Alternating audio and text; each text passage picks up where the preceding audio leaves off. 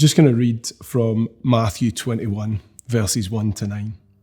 As they approached Jerusalem and came to Bethphage on the Mount of Olives, Jesus sent 2 disciples, saying to them, "Go to the village ahead of you, and at once you will find a donkey tied there with her colt by her. Untie them and bring them to me. If anyone says anything to you, tell him that the Lord needs them, and he will send them right away." This took place to fulfill what was spoken through the prophet. "Say to the daughter of Zion, see, your king comes to you, gentle and riding on a donkey, on a colt, the foal of a donkey." The disciples went and did as Jesus had instructed them. They brought the donkey and the colt, placed their cloaks on them, and Jesus sat on them. A very large crowd spread their cloaks on the road, while others cut branches from the trees and spread them on the road. The crowds that went ahead of him and those that followed shouted, "Hosanna to the Son of David! Blessed is he who comes in the name of the Lord! Hosanna in the highest." The thing that I think's really interesting about this passage is Israel was waiting on a Messiah. They were hoping for a king. The disciples were following Jesus, believing that maybe he was this Messiah, maybe he was this king. And I think in this moment, to a certain extent, he turns some of their expectations upside down. So what kind of king do you think they were expecting?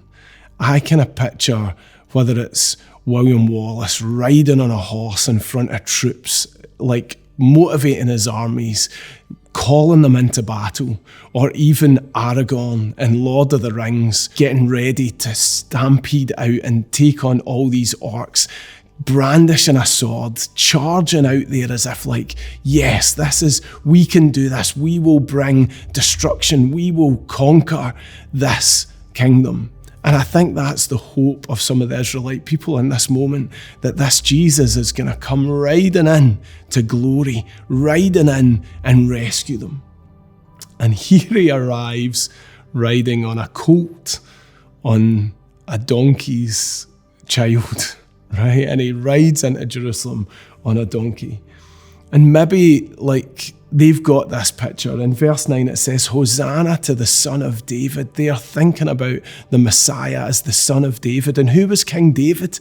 King David was the one that took on Goliath, the one that won all these wars for the Israelite people, that took on the Philistines, that took on all these other nations and won great battles for Israel. A giant killing, national hero, warrior king. And then Jesus rides into Jerusalem on a donkey. But there's a reason he comes on a donkey, and I think there's 2 reasons. One is context, and one is comparison. See, it's a quote from Zechariah 9 verse 9. "See, the daughter of Zion, see, your king comes to you, gentle and riding on a donkey, on a colt, the foal of a donkey." That's a direct quote from Zechariah 9 verse 9. And the second verse there is, "See, your king comes to you, righteous and having salvation, gentle and riding on a donkey, on a colt, the foal of a donkey. I will take away," in verse 10 it says, "I will take away the chariots from Ephraim and the war horses from Jerusalem, and the battle bow will be broken. He will proclaim peace to the nations. His rule will extend from sea to sea and from the river to the ends of the earth." See, the verses before those in Zechariah chapter 9 describe the conquering Alexander the Great, the Greek conqueror who destroyed and plundered areas of that land. But this is a comparison.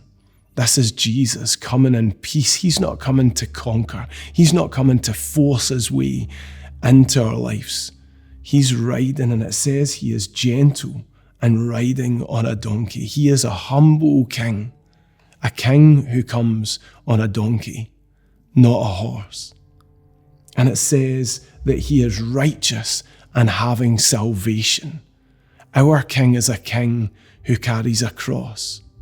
And a couple of chapters later in Matthew, we hear of Jesus carrying his cross and being crucified for our sins.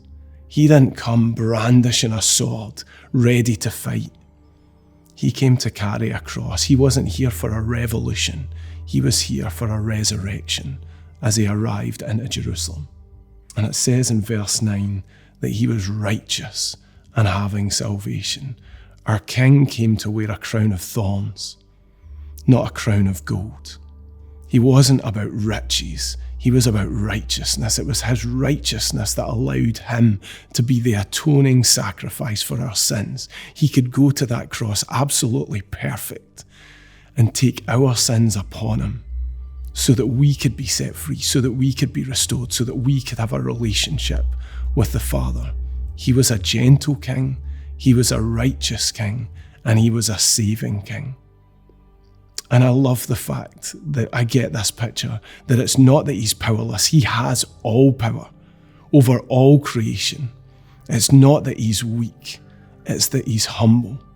And that's the way that he approaches you and I today. In Revelation 3 verse 20, it says, "Behold, I stand at the door and knock." Jesus doesn't barge down the door to our lives. He stands at the door of our lives and he knocks and he says, "Can I come in? Can I eat with you? Can I come alongside you and live your life with you?" And that's the question he wants to ask you today. He's standing at the door of your life saying, "Can I come in? Can I give you life more abundant? Can I give you life to the full? Can I eat with you? Can I live with you? Can I share this thing called life with you and let you know it in the way that I planned for you to live it?"